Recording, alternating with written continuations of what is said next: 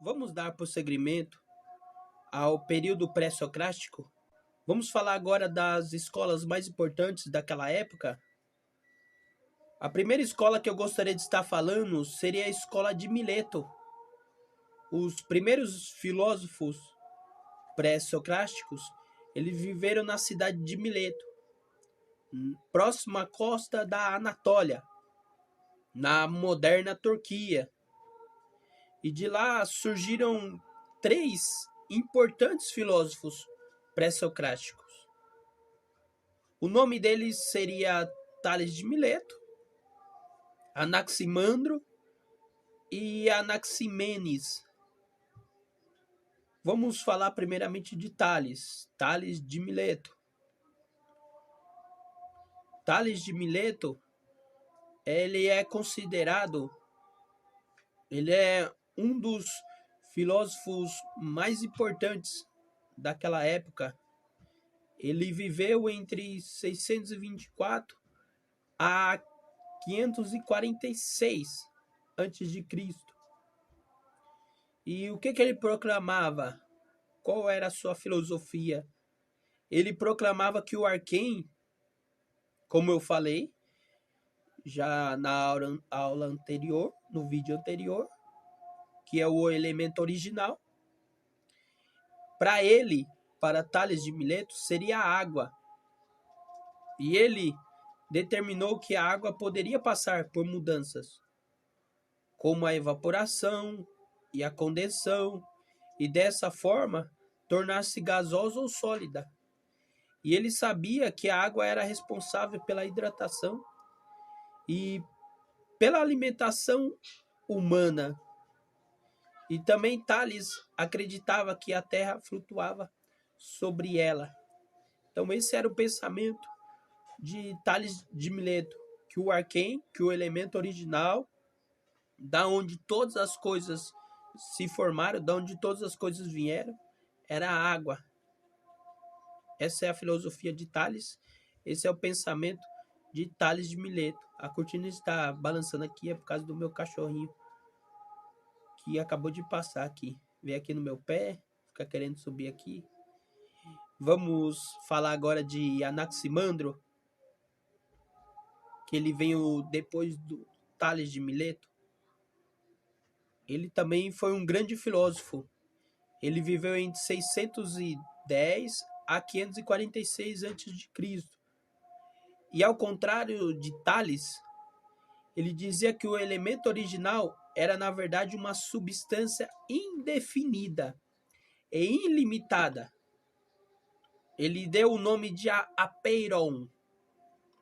E era a partir disso, desse apeiron, que os opostos, como o seco e o molhado, o frio e o quente, se separavam-se um do outro.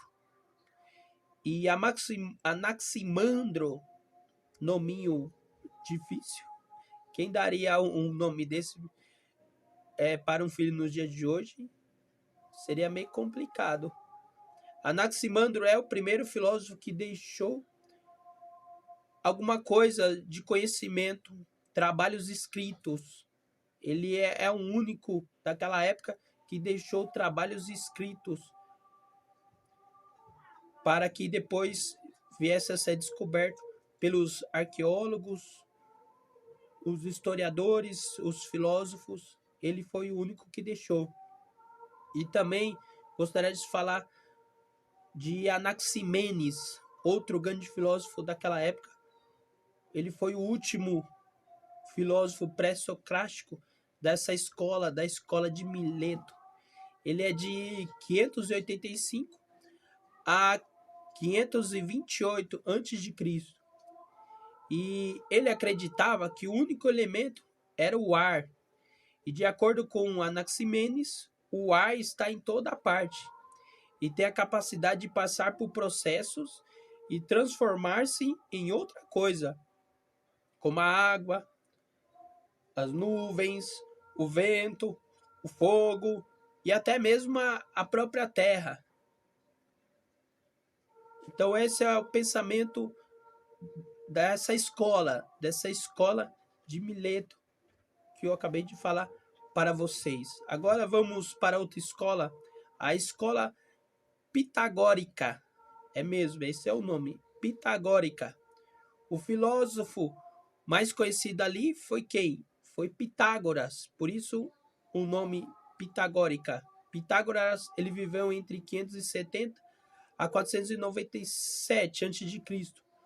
Talvez ele o mais famoso por causa do teorema dele. Todos nós conhecemos o teorema de Pitágoras. Pitágoras. E leva o nome dele, esse teorema, que é a base de toda a realidade que estava nas relações matemáticas e que governa o mundo. E para Pitágoras, os números eram sagrados. E com o uso da matemática, tudo podia ser medido e previsto. O impacto e a imagem do próprio Pitágoras era impressionante, que chegava a ponto da sua escola o cultuar. A sua escola era cultuada e seus seguidores obedeciam a cada palavra que ele emitia. Até mesmo algumas regras estranhas que cobriam todas as áreas. Havia regras também estranhas para todas as áreas da vida ali, desde o comer e o que não comer, como se vestir e até mesmo como urinar. Olha as regras que havia ali naquela escola. E Pitágoras filosofou em muitos campos e seus alunos, eles acreditavam que os seus ensinamentos eram profecia dos próprios deuses. Era assim que eles viam o próprio Pitágoras, que tudo aquilo que ele falava eram os deuses que estavam falando através da boca dele.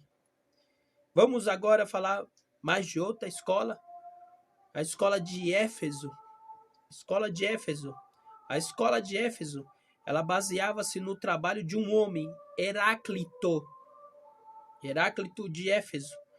Ele é de 535 a 475 a.C. E o que ele acreditava? Ele acreditava que tudo na natureza está em mudanças constantes, ou em estado de fluxo.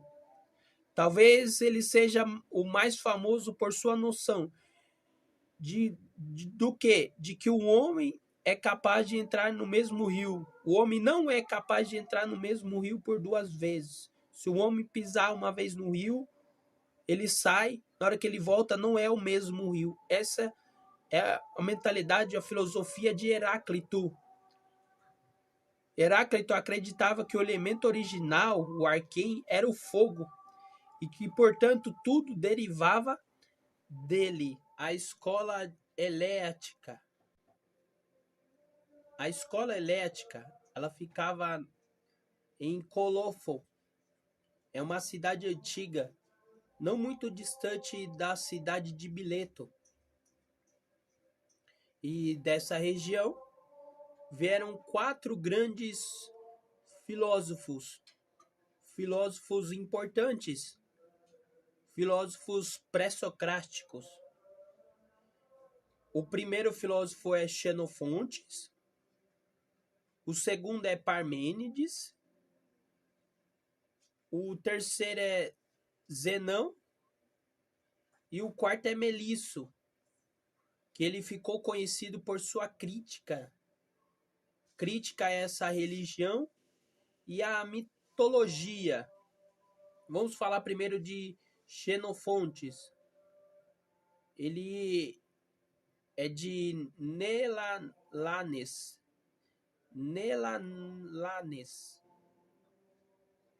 Ele é de 570 a 475 a.C. E, particularmente, ele até atacava a ideia de que os deuses eram antropomórficos, ou seja, que assumiam a forma humana, como era a cultura ali da sua época, a cultura dos gregos. Xenofontes acreditava que havia um só Deus, e que, embora não pudesse se mover fisicamente, ele possuía a habilidade de ouvir e também de pensar, e ele poderia também controlar o mundo com os seus pensamentos. Parmênides, outro grande filósofo dessa escola, de Eleia, ele é de 510 a 440 antes de Cristo. Parmênides já acreditava que a realidade não tinha nada a ver com o mundo vivenciado por alguém e que somente pela razão e pelos sentidos que era possível chegar a verdades. E o próprio Parmênides, ele concluiu que o trabalho dos primeiros filósofos dali da cidade de Mileto, eles não eram apenas ininteligível, mas a partir de questões equivocadas para Parmênides, não havia sentido em discutir o que é e o que não é, como fazia os filósofos de Mileto. Porque para ele, o que é, e o que não é, não é. Para ele, o único ponto inteligível a debater e a única verdade é o que é, ou o que existe. Parmênides, ele teve um grande impacto tão grande, tão inacreditável sobre a vida do próprio Platão e de toda a filosofia ocidental. O trabalho dele tornou a escola de Eleia o primeiro movimento a utilizar a razão como único critério para encontrar a verdade. Então, eles colocaram como único critério da verdade a razão, através de Parmênides, que influenciou o grande Platão. Zenão também, de Eleia, outro grande filósofo, ele viveu entre 490 a 430. Ele foi o aluno mais famoso de Parmênides. E possivelmente, o que dizem, a história diz que ele também foi até seu amante e que dedicou seu tempo à criação de argumentos conhecidos como paradoxos para defender as ideias do seu amante ou do seu mestre, do seu tutor, de Parmênides, para defender as suas ideias. Ele criou esse paradoxo. E o mais relevante paradoxo de Zenão, o do movimento. E ele tenta demonstrar que o pluralismo ontológico, a ideia de que muitas coisas existem por oposição a outra, pode realmente levar a conclusões absurdas. Parmênides e Zenão, eles ambos acreditavam que a realidade existia como um todo e que as noções de pluralidade e movimento ele não passava apenas de ilusões. E embora o trabalho de Zenão tenha sido refutado mais tarde, os seus paradoxos, aquilo a qual ele escreveu, os seus paradoxos ainda levantam questões importantes e também grandes desafios que servem como inspiração para muitos filósofos, físicos e matemáticos nos dias atuais. Grande foi a influência de Zenão para a filosofia. Vamos falar agora da escola de Melisso de Samos. Melisso de Samos. Melisso de Samos,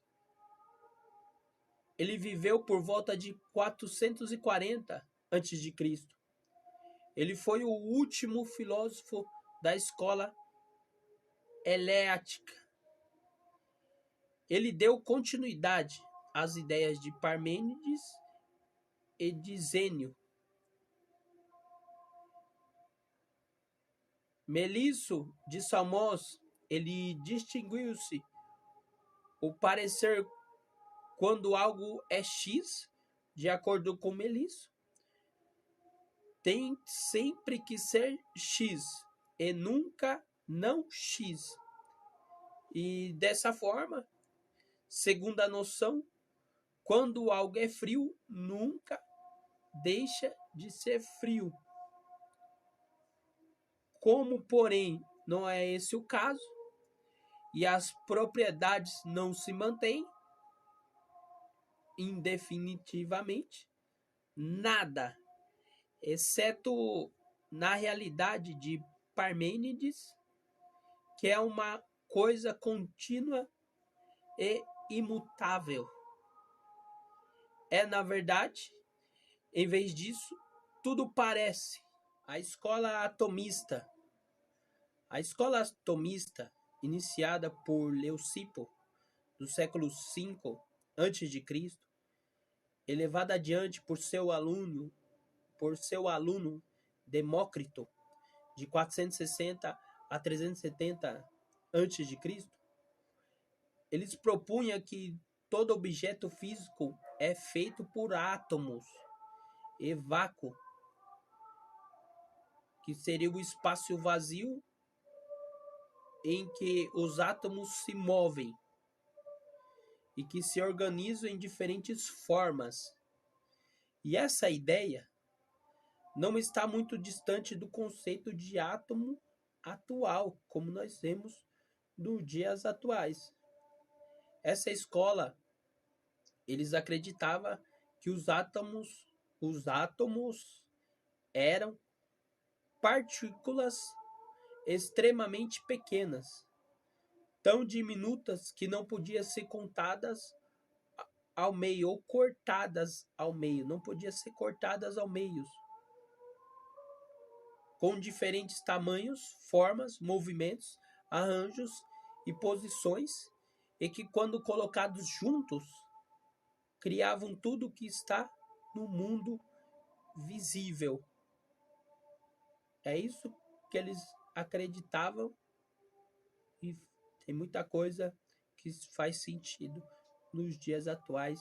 Antes de Cristo, eles já acreditavam nisso.